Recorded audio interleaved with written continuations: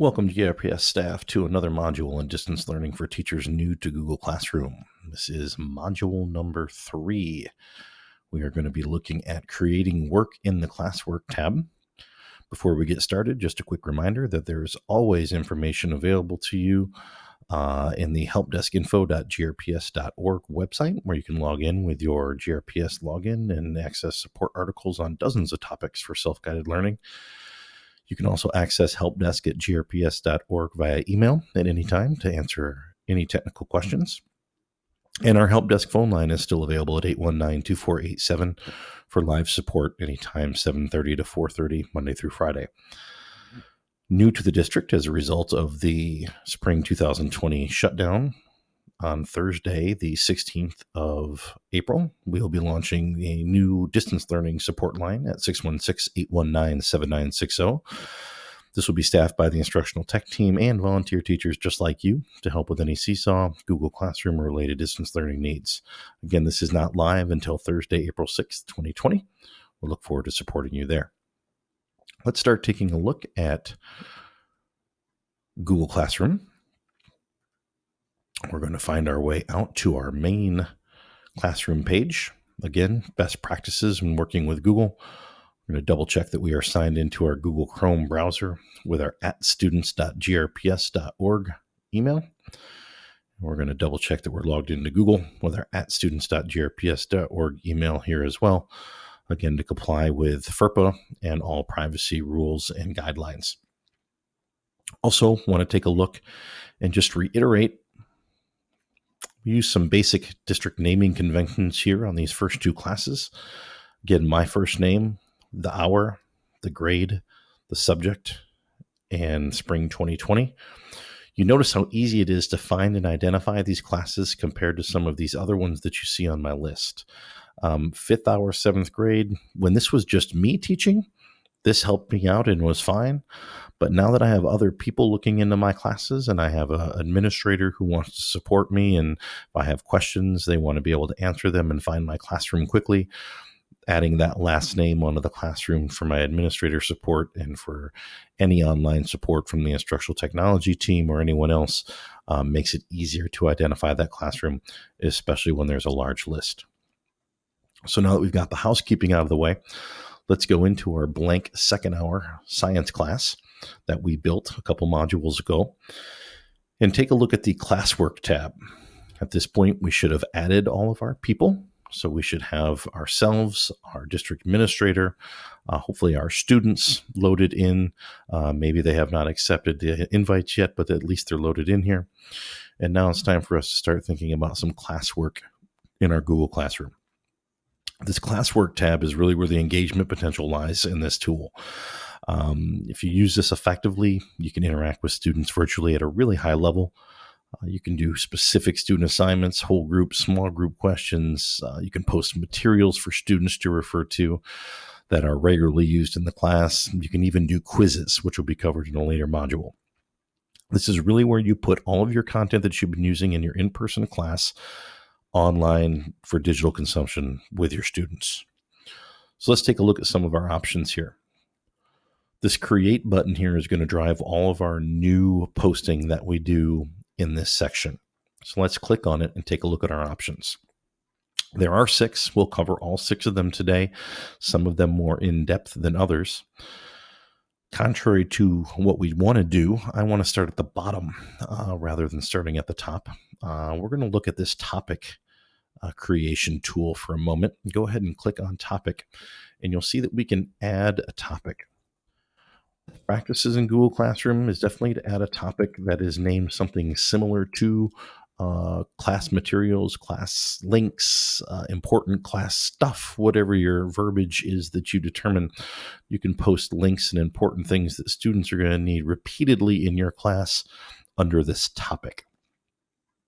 Another suggestion, again, your class is your class. You can organize it the way you'd like, but for this online learning, for the next 5 or 6 weeks here, we might want to put week 1 lesson here, and then we might want to organize things and do week 2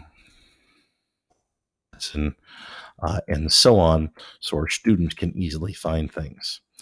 One of the nice things about Google Classroom is personally, my brain says this doesn't make sense. I want my class materials to be living up here at the top, and I want to read this in a linear fashion going down. So I want week 1 to be before week 2. So as my students go through the information, they can go through the information just scrolling down. If we hit the create button again, there are 5 different actions we can do to create materials to post in these topics.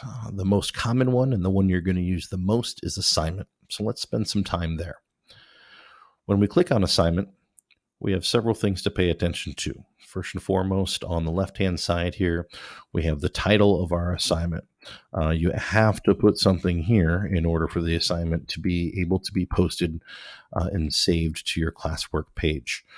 Make sure you're intentional about your name here. Section 1.1, quiz, lesson 1, cells, lesson 1, World War II, lesson, whatever the description will be. Make sure that your students can read and understand this title clearly. Similarly, you want your instructions to be extremely intentional. Remember, in this time of full-on 100% distance learning, your students do not have you to come and look over their shoulder to explain something that maybe wasn't put in clearly. So really think hard about your instructions and about how you want to convey information about what you want students to do, and make sure you fill this instructions box up with that information. Your curriculum supervisors and the instructional technology team, along with several teacher volunteers from the district, are preparing some sample lessons that are built in Google Classroom that you'll be able to take a look at to see what good quality intentional instructions look like. Also in this section, we can add materials from our Google Drive. We can attach a link. We can attach files from our computer. We can even attach YouTube videos. If we don't have anything prepared, we can even create something new from the Google suite of tools, either doc, slide, sheet, drawing, or form. We'll come back to that in a moment. Over on the right-hand side, you'll notice that you've got a 4 column here. This is probably the most important thing that we can talk about, because as a teacher, our first step and our first blush thought in our brain is, why would I have a different classroom built for my 3 or 4 different sections of the same class where I'm teaching the same thing? And I absolutely understand that. I did that myself. The reality is it becomes very hard to manage 80, 70, 130, 120 students in one Google Classroom. In addition to that, it also does not allow us to differentiate the way we need to as good high-level educators. Notice that when I build this assignment and I add materials and I put instructions, let's just do some directions here.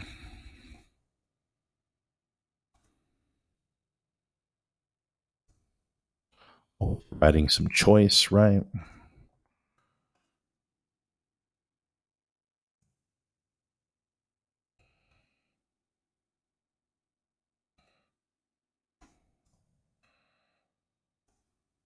There's some directions. Go ahead and add an article from my Google Drive. In my Google Drive, maybe I want to look in and I want to have an article from a folder that I've already got created for GRPS Science.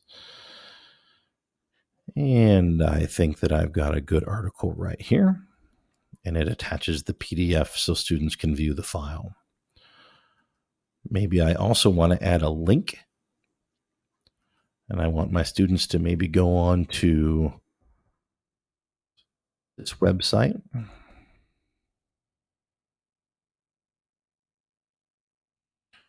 Find a science news current events article to respond to. And I mentioned up here in my directions that I want the students to answer questions in the Google Doc. So I might create a Google Doc right down here and title it Test assignment questions. And as a teacher, I might put a bunch of questions down here the students can answer. Go back to my document or my classroom. There's that document again. I want to go back and I want to make sure to title it. There you go, test assignment questions. You'll see that reflect down here in a moment. I want each student to get a copy of that for themselves to fill out. So I'm going to make a copy for each student of that document. So now we have all these materials and all these directions, but maybe I have some English language learners in my second hour 8th grade science class that I want to differentiate this for, and I only want to assign this to them. When I click this All Students button, I will get a list of my student roster here, and I might click on those 4 or 5 or 7 students in that class and only assign this version of this assignment to those students to provide good quality differentiation. Or maybe this is an assignment that I want all of my classes in that section to have. So maybe I have 3 8th grade science classes that I want to run, and I want to have all 3 of those 8th grade science classes to get the same assignment. I can assign and select any classes that I want this assignment to go to. There's no limit on how many classes it moves to. I can set my point value here, or I can set it as ungraded. I can set a due date, preferably sometime in the future, especially with this distance learning. I always like my time set at 11:59. I would like this to be put under my week 1 lesson topic. And in future modules, we'll talk about rubrics and originality reports, which are pro tools in assignments. Before we're quick to hit the assign button and make this live for our students, we need to talk about a couple options that you have before you do so. First of all, if you're like me, maybe you didn't have everything ready for this assignment. Maybe you're kind of building and you're in creation mode and you're not sure what the assignment's going to look like. You're still creating, and all of a sudden you've got to put the kids to bed, you got to eat dinner, you've got to run an errand, or whatever the case may be. You can save a draft of this and you can come back later.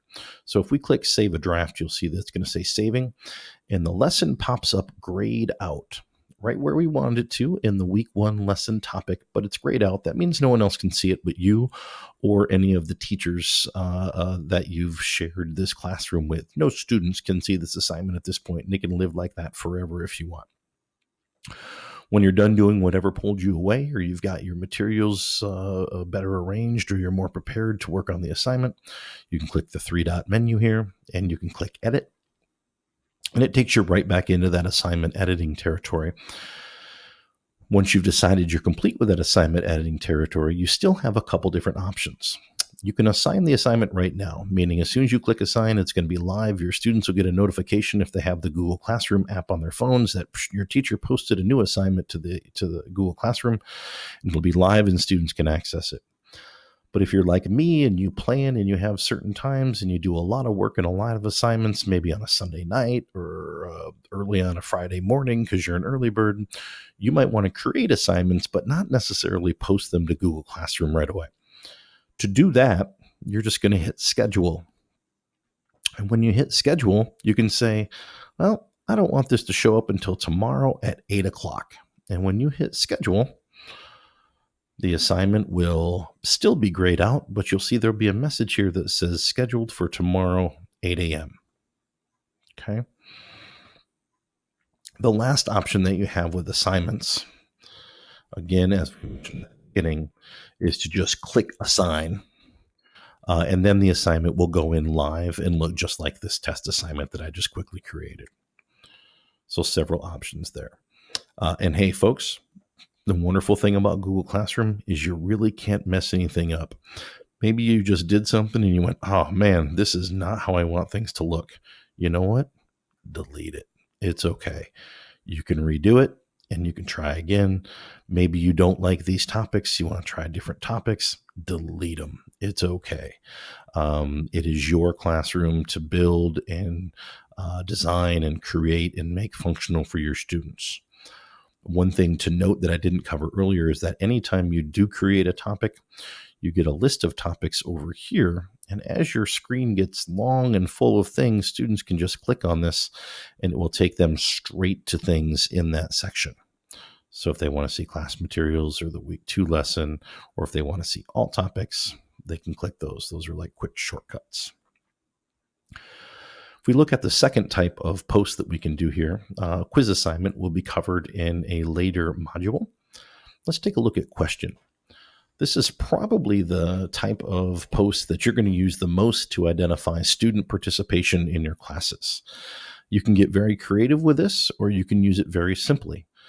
In the case of this question, it can be, what was your favorite part of the assigned reading?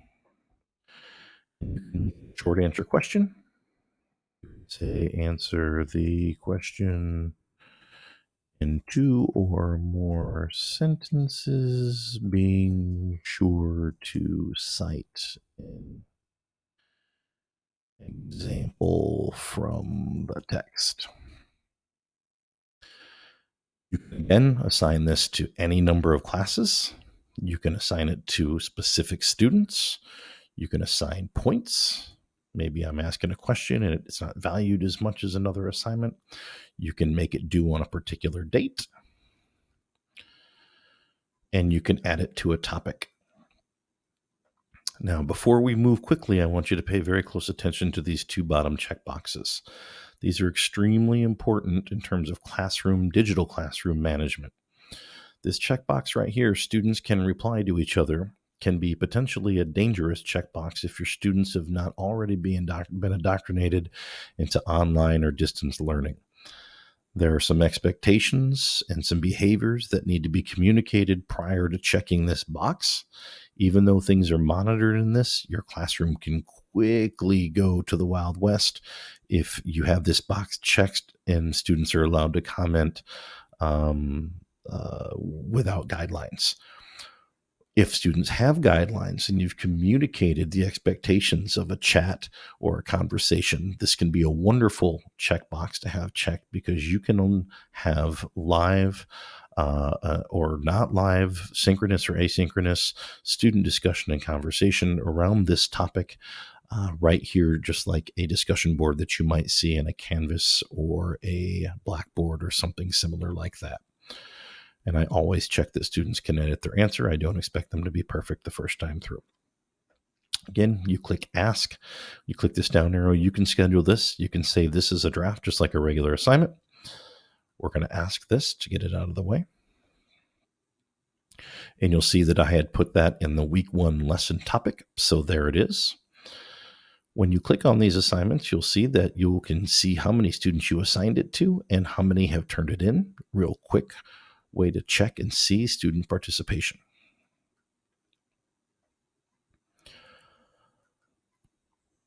The fourth topic or way to post in Classwork is material.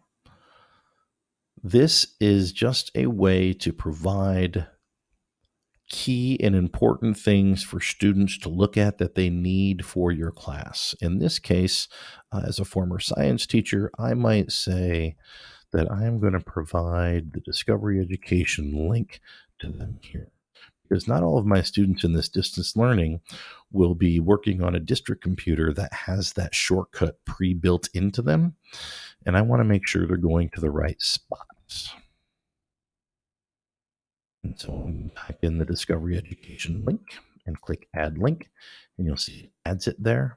I want to make sure that this goes to all of my classes, because I don't want any of my students to miss that. This is going to go under,